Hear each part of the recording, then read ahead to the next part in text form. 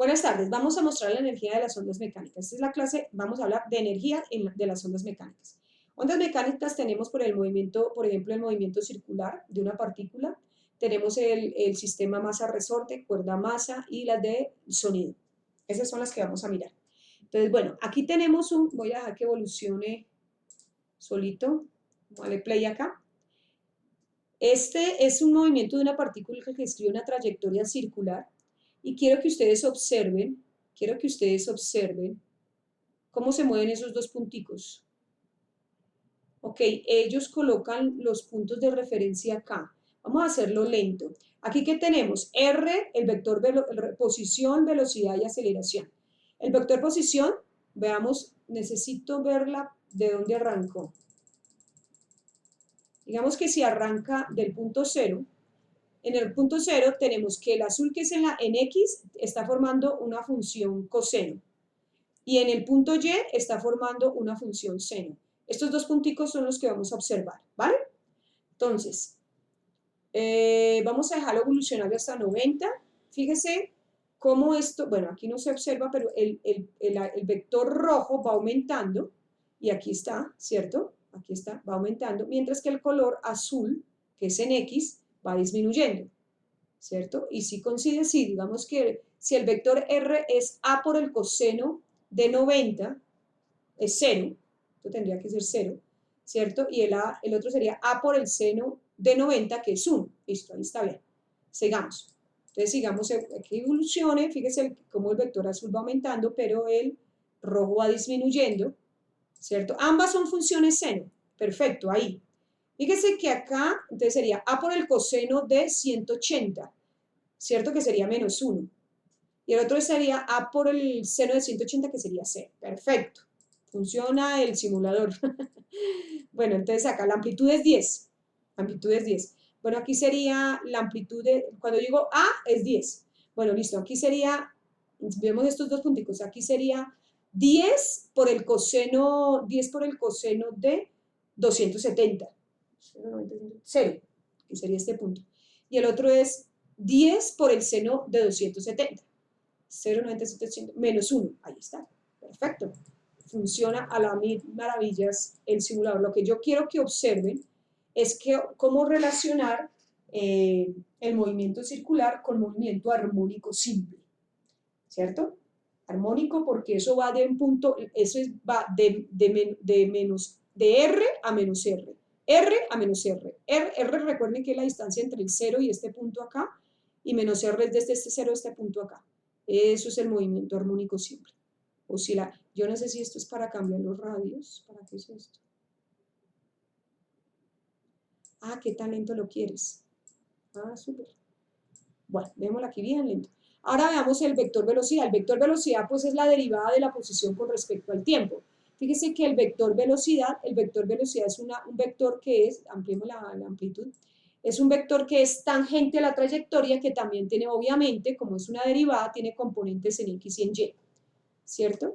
Y veámoslo con menor frecuencia. Aquí, con menor frecuencia.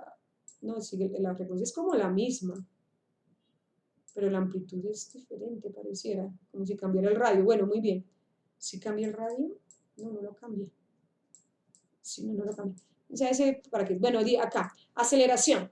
Fíjese el vector de aceleración, aquí es como para verlo más grande o más pequeño, es lo que me da la impresión. Eso. La aceleración, ¿cierto? Es un vector que va hacia el centro, porque la aceleración por la segunda ley de Newton es igual, es directamente proporcional a la fuerza e inversamente proporcional a la masa. Entonces, como es directamente proporcional a la fuerza, entonces esta fuerza será la que obliga a esa partícula a describir esa trayectoria circular. Entonces, tiene que ser hacia el centro del círculo. Es un movimiento circular, ¿cierto? Para que haya movimiento circular debe existir esa fuerza. Bueno, muy bien. Entonces, bueno, otro sistema que corresponde al movimiento armónico simple es el sistema masa-resorte. Masa-resorte. Entonces, aquí hay un simulador muy chévere. Creo que es esta. Creo que es esta.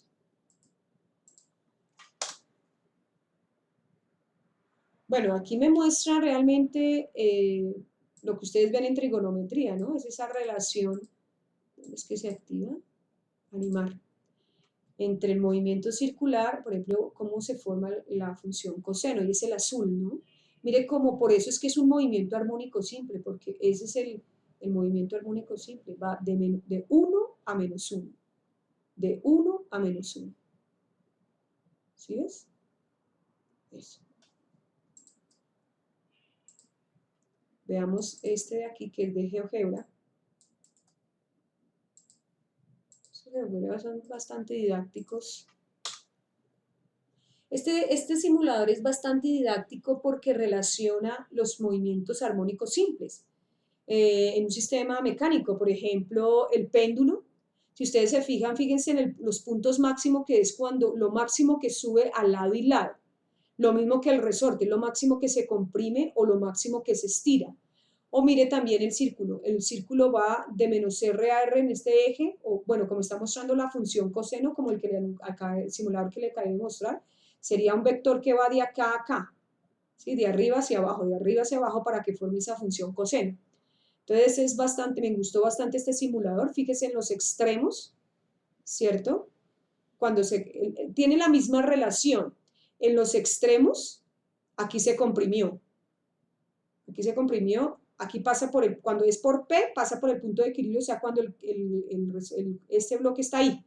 Es que es demasiado rápido, pero sí lo hace, ¿sí? Es importantísimo tener en cuenta esta relación de movimientos armónicos simples. Bastante interesante ese simulador. Y acá tengo yo el de PET Colorado, que también tiene cosas interesantes. Esta masa, por ejemplo, aquí tenemos un sistema masa-resorte, pero aquí este negro es el que te indica la fuerza neta que actúa sobre el bloque. ¿Cuáles son las fuerzas que actúan sobre el bloque? Entonces yo puedo colocarle las fuerzas que actúan sobre el bloque, sería el peso y la fuerza elástica, que como pueden ustedes ver, pues el peso siempre va hacia abajo, pero la fuerza elástica depende. Si el cuerpo va bajando, va hacia arriba, pero si el cuerpo va subiendo, va hacia abajo. Por eso es que la fórmula es igual a menos k por x, porque el desplazamiento, que es el vector este verde, es contrario al desplazamiento. Fíjese que mientras este va arriba, este va hacia abajo.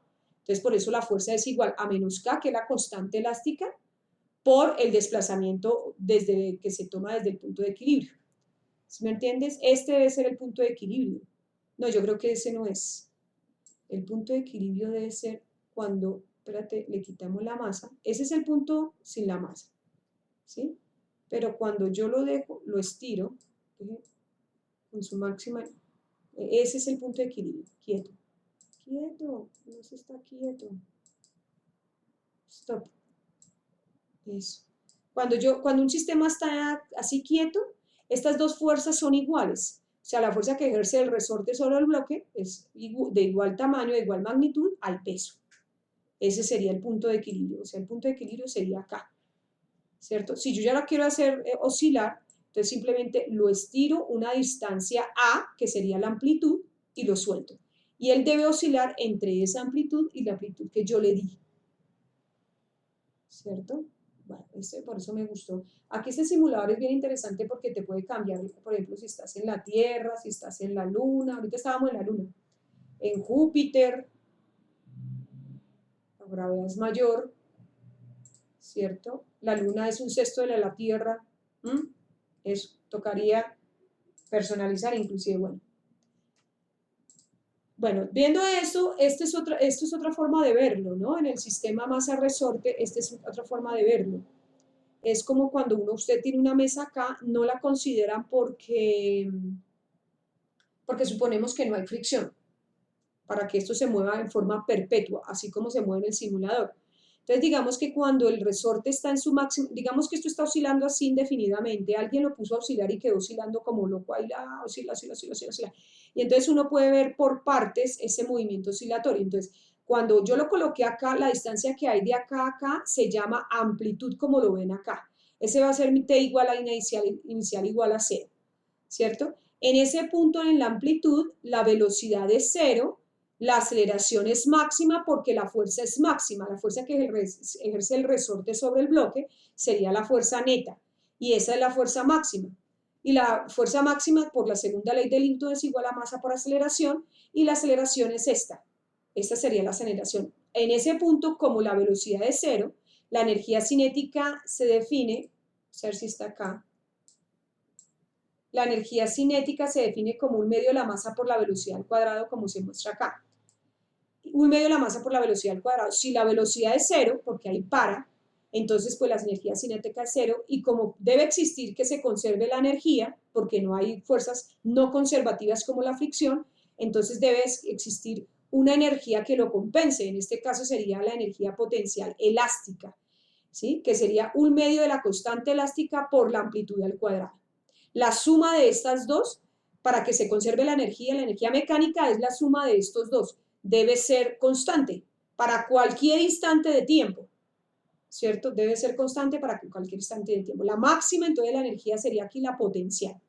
Cuando el bloque pasa en este punto, fíjese que el resorte no ejerce fuerza sobre el bloque. Entonces, en este punto, que sería en un tiempo t cuartos, t como periodo t cuartos, porque aquí es como dividir el movimiento en 4 partes. 1, 2, 3 y 4. Entonces, ese sería el periodo t cuartos. Entonces, la amplitud es 0 porque está en el punto de equilibrio. La velocidad en este punto es máxima. Eso es siempre el punto de examen de CAES. Les dicen la velocidad en el punto de equilibrio de un sistema masa resolve, como muestra en la siguiente figura, eso se dice máxima. Y máxima y tiene este valor, menos W por A. Miramos por qué. ¿Sí? La aceleración, como no hay fuerzas actuando sobre el bloque, la aceleración es cero. ¿Cómo sería la energía mecánica? Como la velocidad es máxima y la velocidad es 1/2 de la masa por la velocidad al cuadrado, entonces como la velocidad es máxima, tenemos que ahí es toda su energía cinética, pero no hay energía potencial porque la amplitud es cero. ¿Listo? Cuando se comprime el resorte, vuelve y pasa lo de acá, que la fuerza que ejerce el resorte es máxima, pero en esta dirección, ¿sí? Es como si él obligara al resorte a volver a su posición de equilibrio. Entonces aquí sería, esta es la fuerza que ejerce el resorte sobre el bloque, la fuerza es máxima por la segunda ley de Newton, que es igual a la masa por la aceleración. Si la aceleración es máxima, la fuerza es máxima. Perdón, si la fuerza es máxima, la aceleración es máxima por la segunda ley de Newton. Ahí estaremos en un tiempo t medios, la amplitud será negativa, la velocidad en ese punto, ahí el bloque para, entonces la velocidad es cero, eso indica que la energía cinética es cero, la aceleración como es máxima tendrá este valor, después miramos por qué, y la energía potencial pues será máxima porque tenemos amplitud. ¿Cuánto es la amplitud? Menos A, pero como está al cuadrado.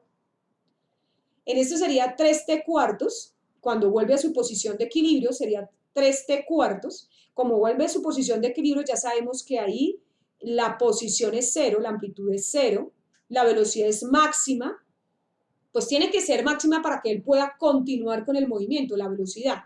La aceleración es cero y toda su energía, como la velocidad es máxima, toda su energía cinética es máxima, ¿cierto?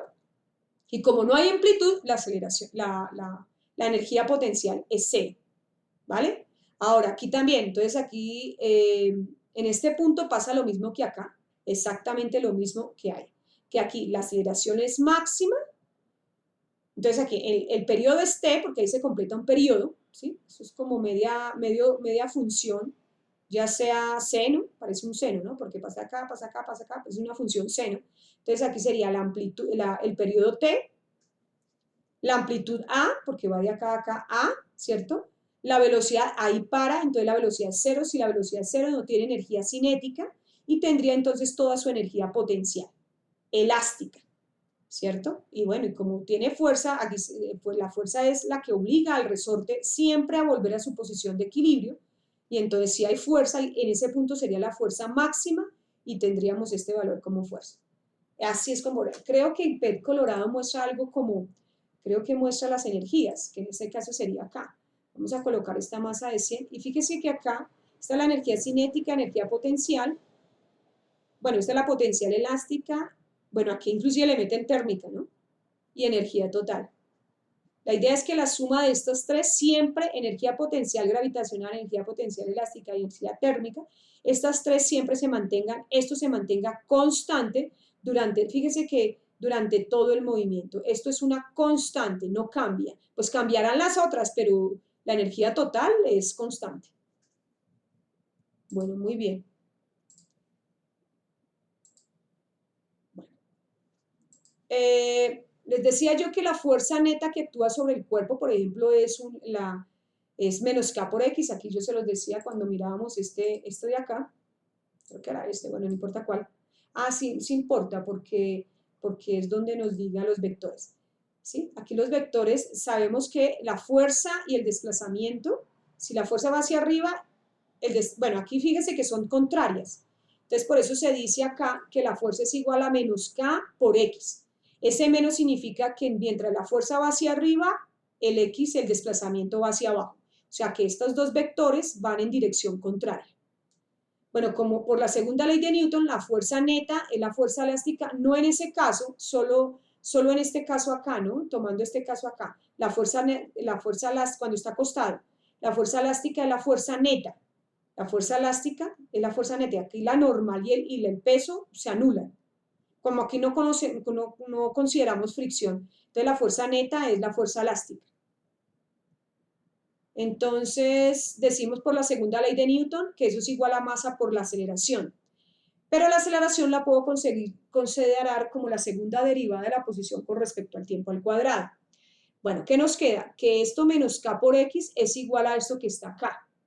¿Cierto? Yo puedo entonces desarmar mi ecuación diferencial de segundo orden y decir que esta ecuación es la ecuación que soluciona esta ecuación diferencial de segundo orden. Vamos a probar. Bueno, aquí vamos a escoger las ecuaciones de movimiento del movimiento armónico simple, que será la posición en función del tiempo como la amplitud por el seno de WT, W como la frecuencia angular, que es igual a 2pi por la frecuencia. Si yo la derivo con respecto al tiempo, sería la velocidad, A por W, que sería A, que es una constante, por la derivada del seno, que sería el coseno, por la derivada interna, que sería el W. Si yo la vuelvo a derivar, es esta, por ejemplo, o derivo dos veces esta o derivo esta. Digamos que yo derivo esta, entonces esto sería una constante, A por W, por la derivada del coseno, que sería menos seno, por la derivada interna, que es W, pero como yo ya tenía un W, me quedaría W al cuadrado. Entonces, estas son las ecuaciones de un movimiento armónico simple. Ahora voy a probar que esta ecuación es una solución de esta ecuación que está acá de segundo orden. Entonces uno lo que hace es, bueno, esta es la segunda derivada, yo copio esto que está acá, que sería esta. Ah, bueno, yo lo hice ¿con cuál ecuación? Con esta. Entonces sería menos K por X, menos K por X, X sería esto, X sería esto de acá, menos K por X. Espera que yo tengo un señalador. Permítame en 2 segundos. Entonces sería menos K por X. Bueno, ya me embarré.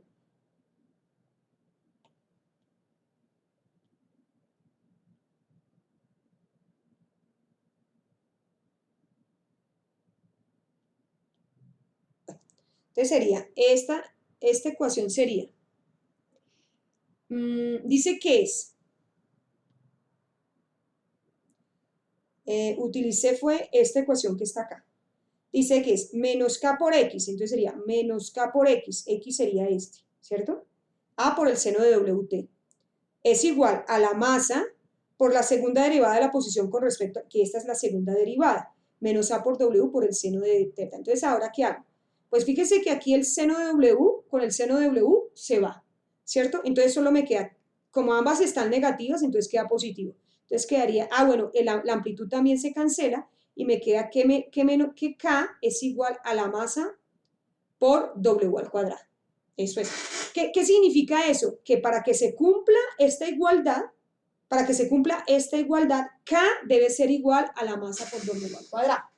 Esa parte es muy importante porque te está diciendo que la velocidad angular al cuadrado es igual a K, que es la constante elástica, sobre la masa.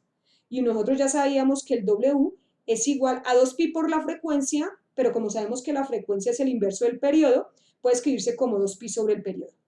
Y con eso yo ya puedo determinar qué es el periodo en un sistema masa-resorte o qué es la frecuencia en un sistema masa-resorte.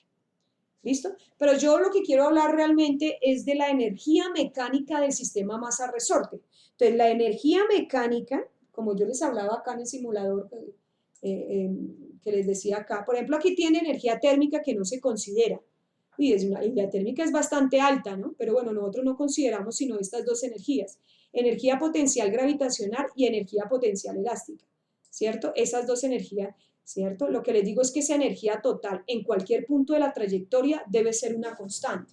O sea, aquí esta no cambia.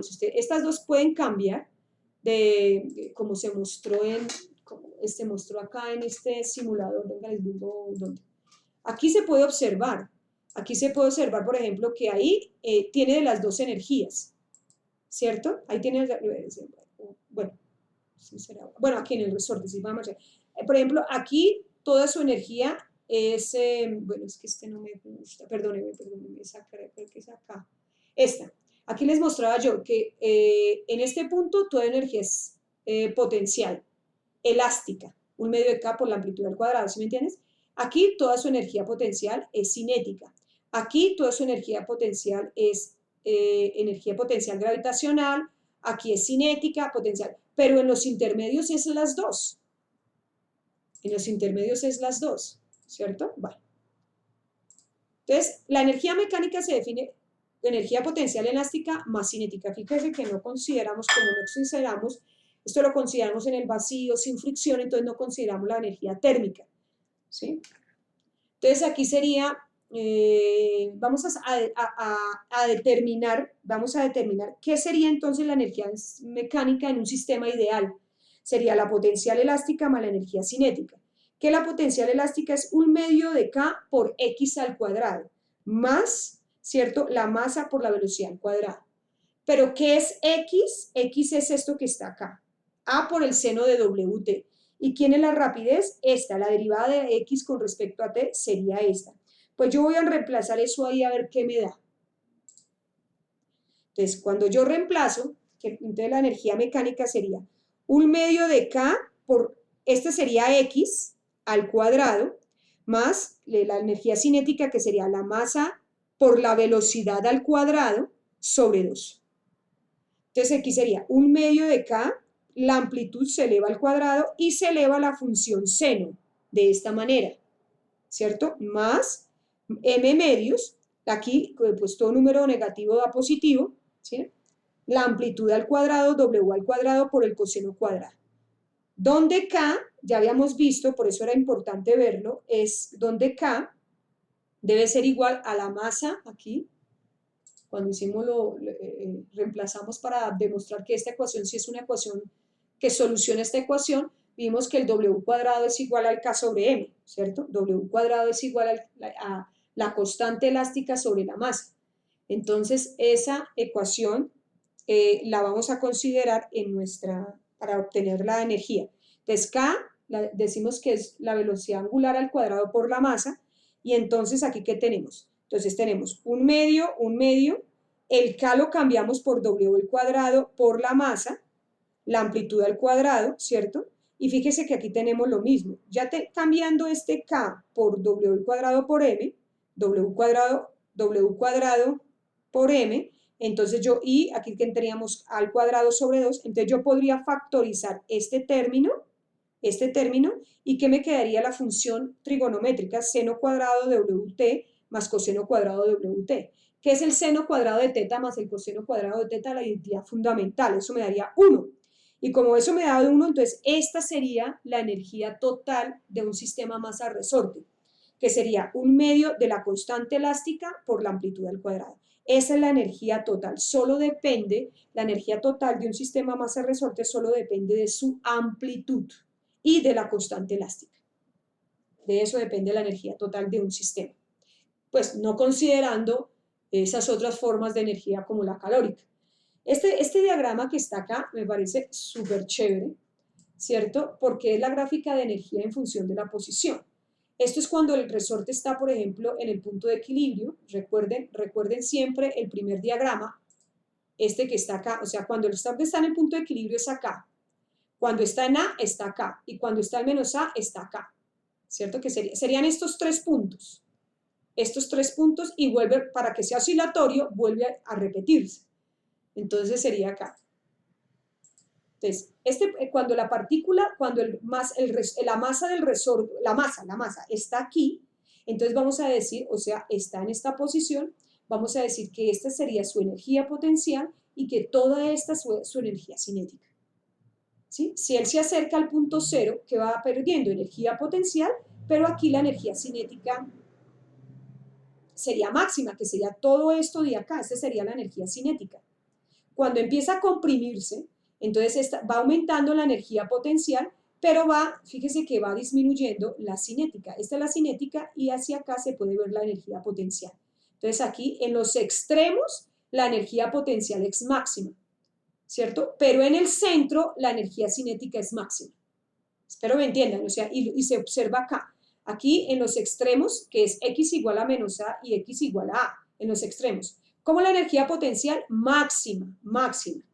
Y en el centro, que es cuando está en el punto de equilibrio, en x igual a 0, toda su energía es cinética, o sea, toda esta es su energía cinética, que será máxima, ¿cierto? Y su energía potencial obviamente es 0. Es un diagrama bastante interesante. Este que está acá también me gustó muchísimo. Ya se los muestro. Esas son preguntas de examen de esos de CAES que ustedes les hacen. Interpretación de esa gráfica.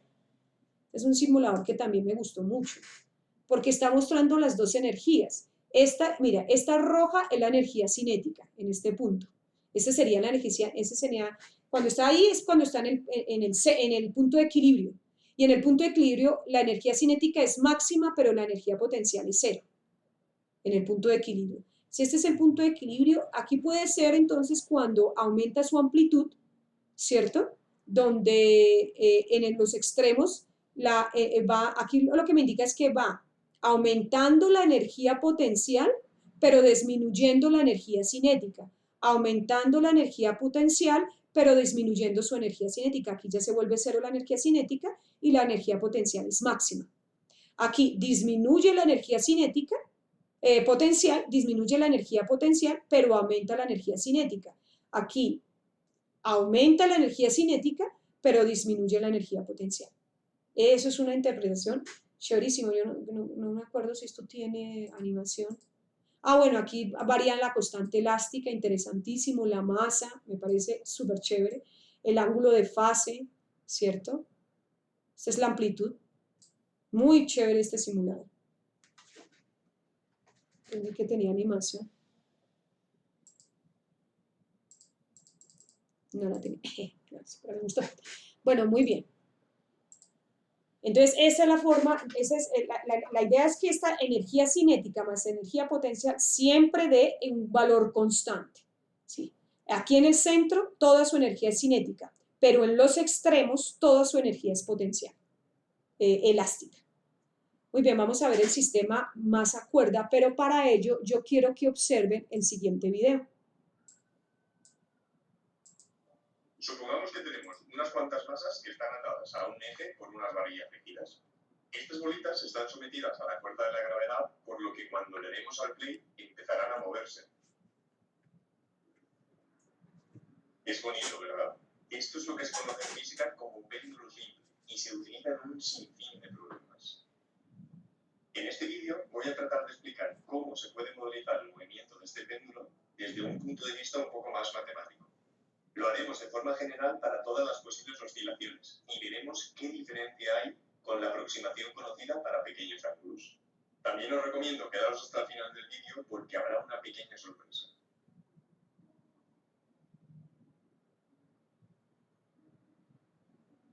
Imaginaos ahora que tenemos un solo péndulo. Vamos a suponer que la cuerda que lo une al eje es rígida, como si fuera una varilla de metal. Si soltamos el péndulo, este se desplaza hacia la izquierda hasta alcanzar la misma altura en una posición simétrica, para luego volver de nuevo al sitio original. Esto está muy bien, pero no podemos estudiar nada matemáticamente porque no hemos definido ninguna variable sobre el péndulo, por lo que vamos a hacerlo ahora. Llamaremos m a la masa de la bolita azul, l a la longitud de la cuerda rígida y z al ángulo que forma con el eje vertical. Fijaos que con el ángulo z y la longitud de la cuerda, la posición de la bolita azul queda totalmente determinada. Además, vamos a simplificar bastante el problema asumiendo que la cuerda no tiene masa, que la masa azul es puntual y que no hay ningún rozamiento con el aire. Y ahora ya podemos pasar a estudiar su grupo. ponemos un contador de tiempo, podemos ver cómo va cambiando este ángulo Z en función del tiempo. Es más, esto por ejemplo lo podemos representar en una gráfica para tratar de adivinar si conocemos alguna función parecida a la que está describiendo el ángulo. Como podéis ver, esta se parece muchísimo a una función trigonométrica, por ejemplo, un coseno, pero ¿seguro que lo es? Veamos, si ahora cambiamos la posición inicial por otra mucho más elevada, cercana a pi, la función ya no se parece tanto a una función trigonométrica. Si os fijáis, al principio la función está muy aplanada, cosa que no coincide mucho ni con un coseno, ni con un seno, ni con ninguna función trigonométrica usual. Entonces, ¿cuál es la respuesta? Para algunos casos sí que son funciones trigonométricas y para otros no. Pues para averiguarlo necesitamos una ecuación que describa este movimiento y la vamos a obtener utilizando la segunda ley de Newton. Para ello vamos a hacer zoom en la masa azul y ver qué fuerzas están actuando sobre ella. La más sencilla de deducir es el propio peso, que es masa por aceleración de la gravedad, que en la Tierra es aproximadamente 9,81. El truco aquí es descomponer este peso en dos componentes perpendiculares. Ahora podemos prescindir de la fuerza original y considerar también la tensión en la cuerda, a la que llamaremos T. Fijaos que a priori no sabemos cuál es el valor de esta fuerza T. Y ya podemos volver atrás. Vamos a aplicar la segunda ley de Newton, que es el sumatorio de las fuerzas sobre una masa m, es igual a su masa por la aceleración. Fijaos que es una ecuación vectorial, pero ya hemos descompuesto las fuerzas en dos ejes para que sea más fácil. Por ejemplo, como no hay ninguna aceleración en dirección radial, ya que nuestra cuerda era rígida, la fuerza azul y la fuerza roja se tienen que cancelar, ya que de lo contrario la cuerda se estiraría o se comprimiría. Así pues, solo nos queda estudiar qué pasa con la fuerza verde, que como es una, podemos trabajar con escalares y también eliminar el sumatorio, ya que solamente hay que sumar una. Será igual a la masa por la aceleración tangencial, siendo esta última igual a L por la segunda derivada del ángulo Z. En las dos partes de la igualdad hay una m, por lo que se pueden cancelar al no ser igual a 0. Y fijaos ya que no hay ninguna masa en la ecuación. Esto implica que da igual qué masa pongas en el péndulo, se va a mover exactamente de la misma forma, si no se rompe la cuerda, claro. Si ya escribimos esta ecuación de una forma un poco más bonita, nos queda una ecuación diferencial de segundo orden que describe el movimiento del péndulo simple. Trabajar con ecuaciones diferenciales en general es difícil, así que no vamos a resolver ninguna en este vídeo. Solo os mostraré algunas animaciones que salen directamente de resolver numéricamente esta ecuación diferencial. Por si fuera poco, esta ecuación es no lineal, ya que tiene un seno, por lo que es todavía más difícil. Su solución depende de integrales elípticas de primera especie, que os sonará chino, y además os digo yo que son súper complicadas. Es por eso que normalmente se suele considerar que el seno de z es aproximadamente z para ángulos pequeños, con lo que la ecuación se convierte en una mucho más fácil de resolver, ya que es lineal y con solución formada por senos y cosenos. Pero, ¿cuál es la diferencia entre estas dos ecuaciones? Vamos a verlo para varias condiciones iniciales. Por ejemplo, para un ángulo inicial de 0,7 radianes, la bolita naranja es la solución de la ecuación original y la azul la de la aproximación. Como podéis ver, ya se nota la diferencia. La naranja tarda un poquito más en avanzar. Si reducimos el ángulo inicial a 0,2 radianes, las dos soluciones son casi iguales, ya que la ecuación azul es una mejor aproximación cuando el ángulo inicial z es muy pequeño. Si aumentamos ahora el ángulo inicial a pi partido por 2 radianes, que es aproximadamente 1,57, ya podéis ver que la bolita azul ya no se aproxima nada a la naranja. Y bueno, si aumentamos el ángulo inicial todavía más, veis que cada vez aproxima peor. Para ver mejor por qué la ecuación azul no funciona para ángulos que no son tan pequeños, vamos a representar la función seno y la función z en una gráfica de esta forma. Para un z pequeño, por ejemplo, como habíamos visto, 0,2, las dos funciones son casi iguales, por lo que tiene sentido que las dos soluciones se parezcan mucho. Y como podéis ver, conforme vamos aumentando el ángulo inicial, las dos funciones se separan cada vez más, por lo que los dos péndulos no coinciden en nada. Y ahora otra pregunta. ¿Cuál es el periodo de este péndulo? Es decir, ¿cuánto tiempo tarda en volver a su posición inicial? Seguramente en la escuela os hayan enseñado que el periodo es esta ecuación de aquí, pero lo cierto es que es solo válida para oscilaciones pequeñas. Si Si os fijáis, no depende del ángulo inicial, y esto quiere decir que da igual a qué altura pongas el péndulo, siempre va a tardar lo mismo. Eso no tiene mucho sentido, y la fórmula completa es esta de aquí, que sí que depende de la posición inicial, y se obtiene trabajando con funciones elípticas, como os había dicho. Si solo consideramos el primer término de esta suma, obtenemos la aproximación azul, y esto es cierto solo para ángulos muy pequeños. Que, por cierto, esta fórmula tiene esta forma compacta. Por ejemplo, para el ángulo inicial de 0,7 radianes, que no es ni muy pequeño ni muy grande, nuestra fórmula completa nos dice que el periodo real es aproximadamente 3,27 segundos. Por otro lado, si utilizamos la fórmula de toda la vida, nos sale que el periodo es aproximadamente 3,17 segundos, que sí queda un pelín corto. Si el ángulo inicial es muy grande, como la fórmula que os enseñaron en el colegio no dependía de la posición inicial, nos sigue dando que el periodo debería ser 3,17 segundos. Pero como podéis ver, no tiene ningún sentido, ya que era solo válida para ángulos pequeños. Con la fórmula completa que hemos visto antes para el periodo, se obtienen más o menos 15,8 segundos, que es un valor mucho más válido.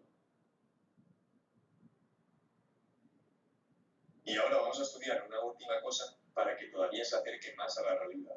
Podemos introducir rozamiento con el aire.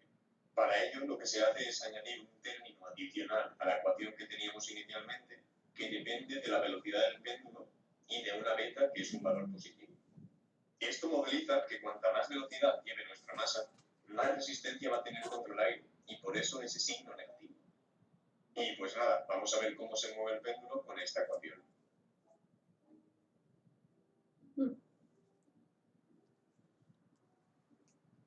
Como veis, ya no llega a la misma altura en el lado izquierdo, y además esta altura se va amortiguando según pasan los segundos, debido justo al rozamiento con el aire. En el límite, la posición de este péndulo acabaría pegándose a la línea vertical.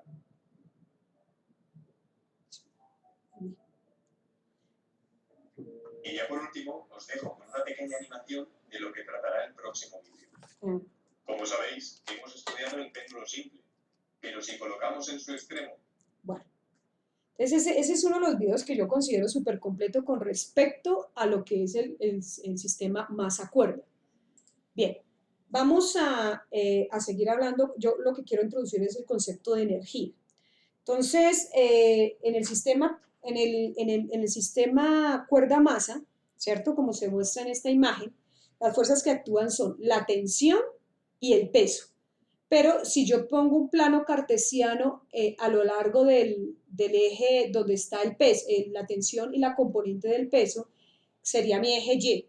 Y mi eje X en esta dirección, yo lo que observo es que estas dos componentes se cancelan, la tensión y el mg coseno serían iguales, de la misma magnitud en dirección contraria, o sea que en esta dirección el sistema está en equilibrio, y que aquí en esta dirección, esta es la fuerza que hace que el péndulo vaya en esta dirección o vaya que se mueva, que describe esta trayectoria curva, como se observa acá. ¿Sí me entiendes? Eso, que cuando baje sea como se muestra en la siguiente imagen, pero aquí cuando sube, fíjese que eso, él va, a medida que va aumentando su posición aquí en su máxima amplitud, él va aumentando esa fuerza. Cuando ya se devuelve, entonces esa fuerza ya se va haciendo más pequeña hasta hacerse aquí C0. Y entonces ya no será en esta dirección, sino en la dirección que muestra aquí. Ya será en la dirección que muestra acá. Entonces va aumentando, aumentando, aumentando, aumentando, y aquí sería máxima. Eso es. Entonces, como voy a tomar la fuerza en este punto, digamos, fíjese que aquí la velocidad es 0, ¿no? Que hablamos que la energía cinética aquí es 0. Entonces, aquí sería su energía potencial máxima, ¿sí? Entonces, la energía, aquí cuando para, la fuerza es máxima. La fuerza es máxima, la aceleración es máxima, porque la fuerza va en esta dirección. Y la fuerza en esta dirección es para que él pueda caer nuevamente. Aquí la energía es máxima, la fuerza es 0, y para que pues se siga moviendo, la velocidad aquí tiene que ser máxima, entonces, y la energía cinética es máxima, y entonces la energía potencial es 0, y cuando vuelve a subir, entonces aquí para, entonces la energía potencial es máxima, pero la energía cinética es 0. Eso es una maravilla, ¿no?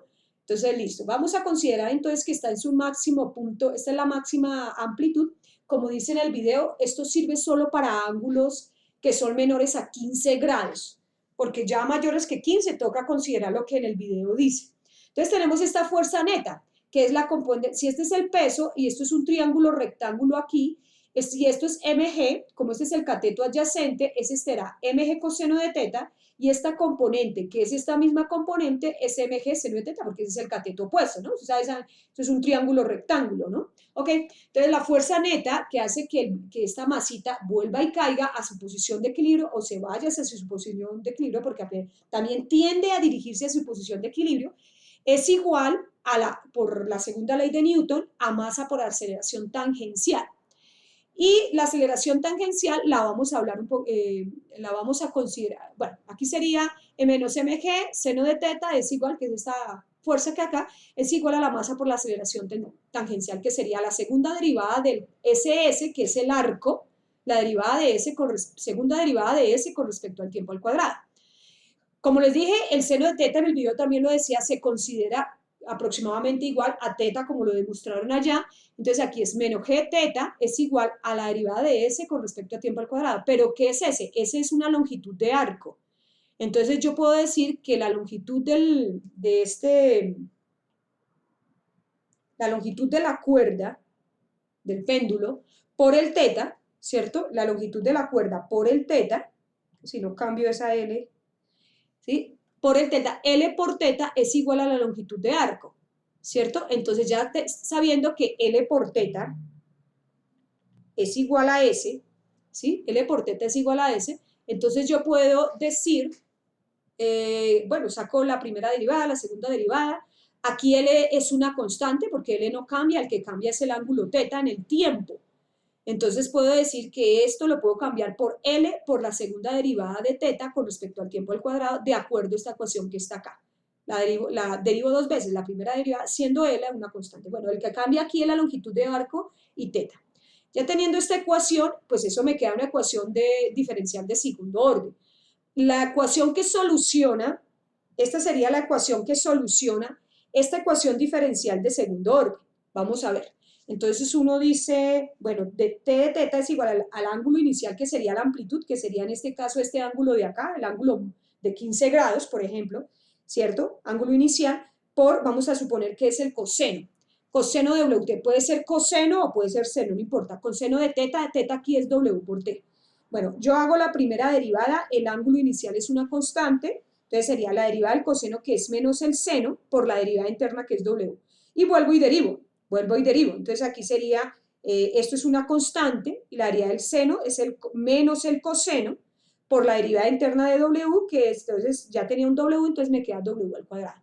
Vuelvo ahí, hago lo mismo, entonces utilizo esta ecuación, yo digo que menos G, bueno, lo hice al revés, pero bueno, menos G por teta es igual, ¿cierto? Este L siempre se me va así, pero es la longitud de la cuerda, ¿cierto? Por L por la segunda derivada, L por la segunda derivada que la obtuve aquí, ¿cierto? Bueno, fíjense que para que se cumpla la ecuación, W al cuadrado W al cuadrado por L, ¿cierto? Por L, que es la longitud de la cuerda, debe ser igual a G, la gravedad.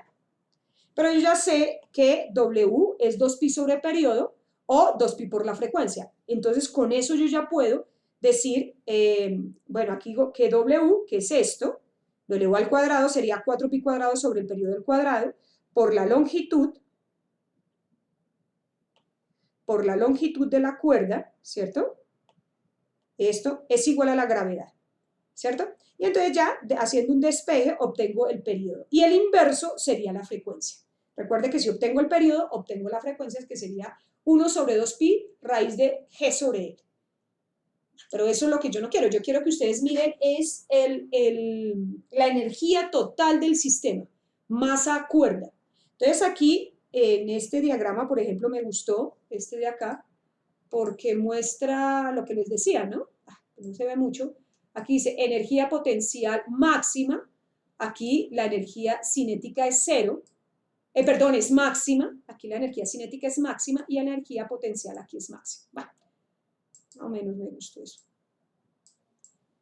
Bueno, en este diagrama sí me gusta porque muestra algo interesante. Cuando está este es el péndulo, ¿cierto? Cuando está aquí, toda su energía es potencial y tiene esta altura h, pero yo no lo voy a poder escribir como esa altura h porque yo las variables que tengo son la longitud de la cuerda y el ángulo θ inicial. Entonces no puedo escribirlo en términos de h, la energía potencial, tengo que escribirla en términos de la longitud de la cuerda y este θ. Para ello, entonces yo voy a decir que esta h va a ser igual a esta L, toda esta, cuando el péndulo está aquí, eso es L sub 0, ¿sí me entiendes? Menos este pedacito que está acá, entonces sería esto menos esta altura de acá, y esta altura de acá es L coseno de θ. Entonces, L menos L coseno de θ es esa altura h, ¿listo? Entonces aquí tenemos que la energía total, que es esta,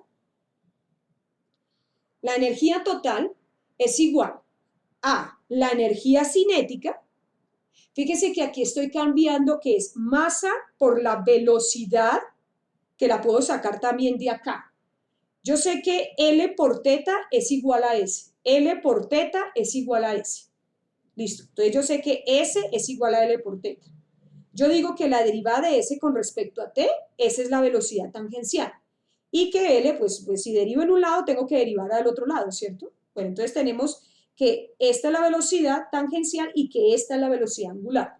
Entonces, en vez de aquí escribir velocidad al cuadrado, yo escribo L por W, en términos de variables angulares, ¿no? Bueno, y que la energía potencial, ¿sí? Que es en los extremos, que es acá y acá, la energía potencial, entonces es mg por L menos L coseno de θ, que sería esta h que está acá, ¿cierto? Esa h que está acá. Sería mgh, pero h lo dejé en términos de L. Recuerden que es L menos L coseno de θ, me da h. Bueno. Espera que esta es la energía potencial. Bueno, entonces, la energía total, ¿sí? Es igual a... es que aquí solo trabajé la energía potencial. Permítame un segundo, por favor. Entonces aquí sería que la energía total es igual a la masa por L cuadrado por velocidad al cuadrado sobre 2 más, ¿cierto? Más esta energía de acá que es energía potencial. Fíjense que yo puedo factorizar la longitud. En esta ecuación yo puedo factorizar la longitud de la cuerda, ¿cierto? Ahí me quedaría 1 menos coseno de θ. Pero 1 menos coseno de θ yo lo puedo escribir como 1, como se mostró en el video, menos 1 más θ cuadrado sobre 2. La puedo escribir, 1 menos coseno de θ lo escribo como esto. Y finalmente, entonces, ¿qué me queda? De la energía total. Entonces me queda, espérate un segundito, ya una cosa. Aquí me quedaría mg L factor de 1 menos 1 más θ al cuadrado sobre. Yo puedo escribir 1 menos coseno de θ así. Y borro esto que está acá. Listo. ¿Cierto? Bueno. Entonces, estos dos términos se me cancelan. 1 menos 1 es pues, 0. Y quedaría entonces θ cuadrado sobre 2. ¿Listo?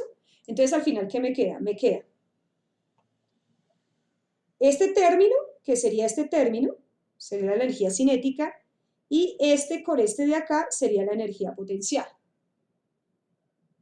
Pero como yo, con la ecuación diferencial de segundo orden, yo había dicho que W al cuadrado por L es igual a G, ¿cierto?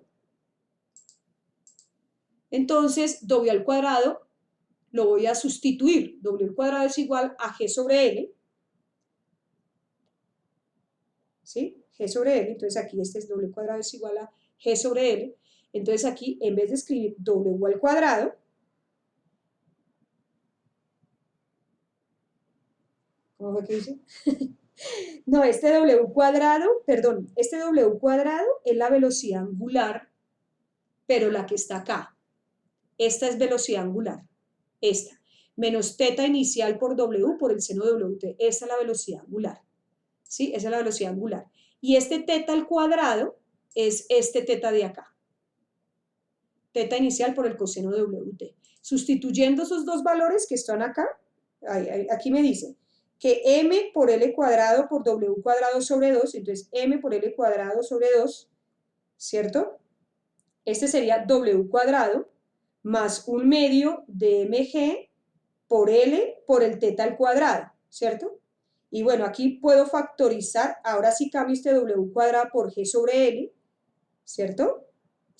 Este W cuadrado por G sobre L, y factorizando me queda el seno cuadrado de teta por el coseno cuadrado de teta, ¿sí? Seno cuadrado de teta por coseno cuadrado de teta, y este término, 1/2 de mgl, este L de acá se cancela con el de acá, quería 1/2 de mgl teta inicial al cuadrado, 1/2 de mgl por teta inicial al cuadrado, ¿cierto? Este L se cancela con el de acá. Entonces me quedaría seno cuadrado, bueno, factorizo este término, me queda seno cuadrado por el coseno cuadrado, que es la identidad fundamental, y eso me daría 1, y entonces esta sería la energía total. Donde esta teta inicial realmente es la amplitud, ¿sí? Que para que funcione esto, este ángulo, esa amplitud que sería este ángulo, debe ser menor a 15 grados. Y entonces aquí yo ya tendría mi gráfica muy parecida a la del sistema masa-resorte, ¿cierto? Donde esta podría ser, por ejemplo, la energía cinética y esta sería la energía potencial. Potencial gravitacional, que en este caso sería gravitacional. Y nuevamente se cumple esta curva de acá. Muy interesante. Bueno, muy bien, vamos a ver el sonido. ¿Cómo medir la energía de esas ondas longitudinales del sonido? Entonces, vamos a hablar de la intensidad acústica. Es la cantidad de energía que contienen las ondas, es decir, la potencia acústica que una onda sonora transmite por unidad de área. Bueno, y para eso tenemos que hablar de potencia. La potencia es la fuerza con que las ondas sonoras empujan el medio. ¿Listo? Una forma de medir esa potencia, fíjese que este es como un bafle, ahí se observa, me parece genial esa imagen, porque esto es como un bafle, entonces dependiendo de la potencia de que cuando se produce el sonido salta el agua. Es una maravilla, ¿no? Es algo que uno no ve.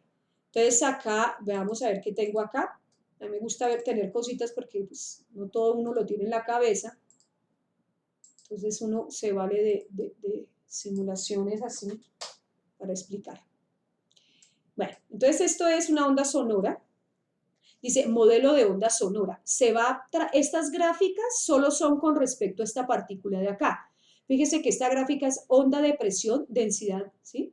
Onda de presión, y esta sería la ecuación de presión, que es una función sinusoidal. Onda de desplazamiento, también de A por el seno de WT más phi, y partículas de desplazamiento phi de x de t para la partícula azul. Entonces veamos qué observamos acá. Ahí va evolucionando las ondas en el tiempo. Entonces ondas de presión, onda de desplazamiento y onda de desplazamiento de partículas. Debe ser de las partículas todas, pero creo que esta es del azul. Dice desplazamiento x de t para la partícula azul ubicada en x igual a 8. Ah, ya. La partícula, las funciones, son funciones también sinusoidales, como lo pueden ver ahí, ¿no? Aquí va, fíjese que x es fijo porque es la partícula en punto 8, y ahí va evolucionando en el tiempo. Una maravilla esto. Muy bien. Tengo otro que mostrarles, ¿cierto? Por ejemplo, esta imagen me gustó muchísimo, porque nos muestra que también, así como el espectro electromagnético tiene unos rangos pues, de valores de longitudes de onda, aquí también. Entonces, para el sonido, por ejemplo, tenemos sonidos el infrasonido, que va de aquí hasta 16.5 de longitudes de onda, ¿no? Eso debe ser en metros. El sonido audible, que va de 16.6 a 0,017 metros, sí, correcto, ¿sí? Y el ultrasonido, ¿sí? Entonces, el ser humano tiene este es el rango audible, entre 20, estas son las frecuencias, entre 20 y 20.000 Hz. Esas son las frecuencias que el ser humano puede escuchar. Más allá, pues puede ocurrir problemas auditivos, ¿sí?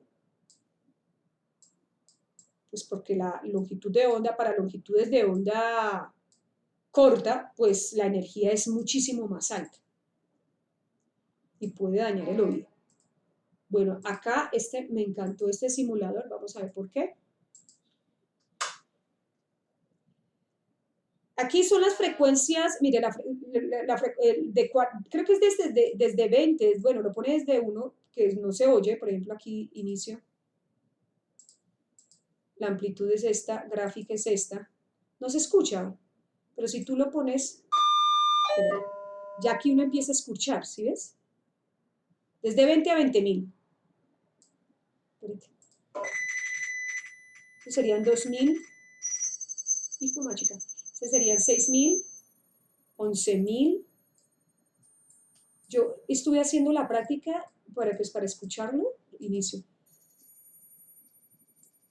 No me deja. Reinicio. Pausa. Entonces aquí sería, ahí sería 20.000. Y uno alcanza a escucharlo. Bueno, ya no. Bueno, ese es del simulador. Pero uno alcanza a escucharlo.